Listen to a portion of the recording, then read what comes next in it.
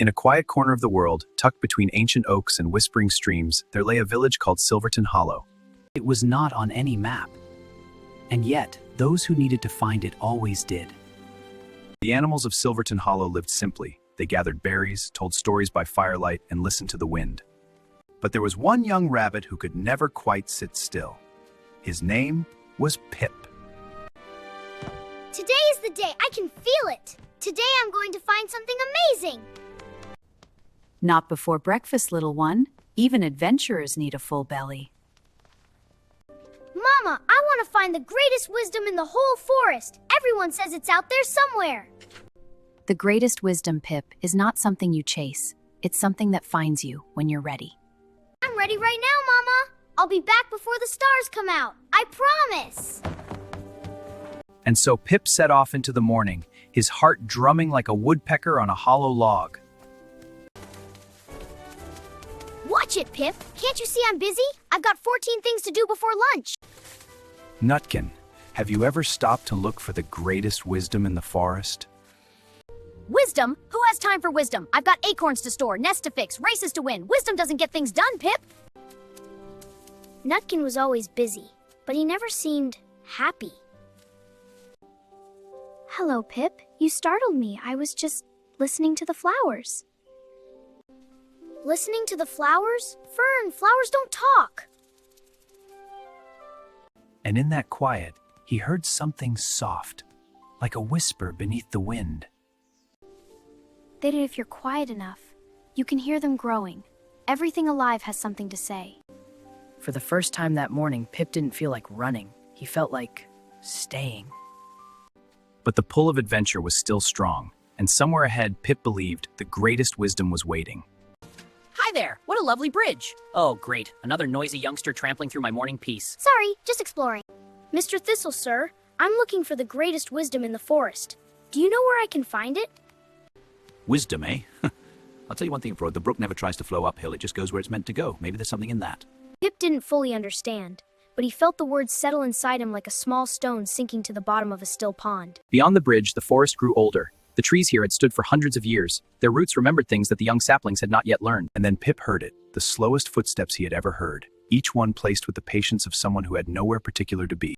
Good morning, young one. You seem to be walking with purpose, but also with confusion. A curious combination.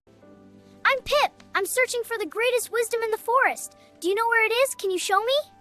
Old Bramble said nothing. He simply walked, and something in that silence told Pip to walk beside him. They walked together in silence. For Pip, who loved to talk, it was the hardest thing he had ever done. Slowly, so slowly he almost didn't notice, tending to match the old tortoise's rhythm. The morning knows your name, little one. The trees remember every step you take. Bramble! It's been a long time since you've walked this path. And who is this little spark you've brought along? This is Pip. He is looking for the greatest wisdom in the forest. I am simply walking beside him. The greatest wisdom? Oh my! Well, I've flown over every inch of this forest, and it's not something you see from above. It's something you find when you stop flying. 3 gift acorn and the golden leaf. And still, wisdom seemed just out of reach. Mr. Bramble, where are we going? We are going where I went when I was young and restless, just like you. We are going to see an old friend. Step by step, they climbed, and with each step, Pip felt something changing inside him. Not his body, but his heart. And there it was, the old apple tree of Silverton Hollow, the oldest living thing in the entire forest. Pip had heard stories of this tree, everyone had, but standing before it was something no story could prepare you for. Ah, a young heart. I can feel it beating fast. Come closer, little one. Let me look at you. Pip walked forward as if drawn by something older than memory. An apple fell, not dropped, but given. Are you the greatest wisdom in the forest? I am just a tree, little one. I have stood here for 300 years. I have grown slowly. That is all I have done. But everyone says you're the wisest being in Silverton Hollow. You must have some great secret. A secret? I suppose I do have one, but it is not the kind of secret you might expect. Tell me, please. I've walked all morning to find it. When I was a seed, I did not try to become a tree. I did not rush. I did not worry about being the tallest or the strongest. Storms came, droughts came, and slowly I grew strong enough to hold others.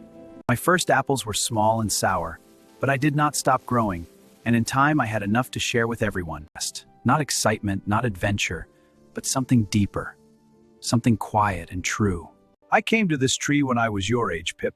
I asked the same question, and I have been growing ever since. So wisdom isn't something you find, it's something you become? It grows wide and tops. It grows quietly, logwards, like rings inside a trunk. Be patient with yourself, Pip. You are still growing, and that is exactly as it should be. Journey had been part of the answer. Every friend, every pause, every quiet moment.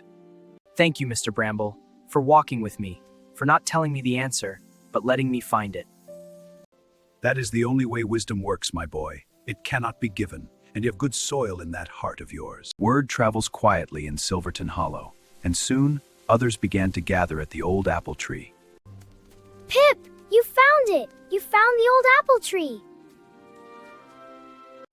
I found something better than a tree, Fern. I found out that wisdom isn't a place or a thing, it's how you grow. What's everyone doing just sitting here? Don't you have things to do? Nutkin, come sit with us, just for a moment. The acorns will wait, I promise. Rest, little squirrel. You have been running so long you have forgotten what you were running toward. I thought if I stopped, everything would fall apart. I thought I had to keep going, no matter what.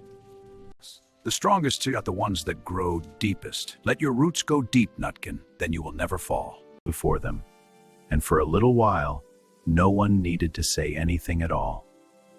Let me share with you what 300 years have taught me. They are simple truths, but simple things are often the hardest to remember. First, be patient with your own growth. Second, grow deep. What is your crocchio until you grow tall? Storms will come, they always do, but every storm that does not break you makes your roots grip deeper and your branches reach higher. Fourth, true strength is not about standing alone. It is about becoming someone others can lean on. And fifth, share what you have. Give them a new tree. Generosity is how wisdom multiplies. Well, I suppose it is a good apple. Here, Squirrel, eat something that isn't an acorn for once. And in that laughter, Pip heard something he had been searching for all along. Oh, I promised Mama I'd be home before the stars come out. I need to go. Go home, little Pip. And remember, you don't need to seek wisdom remember.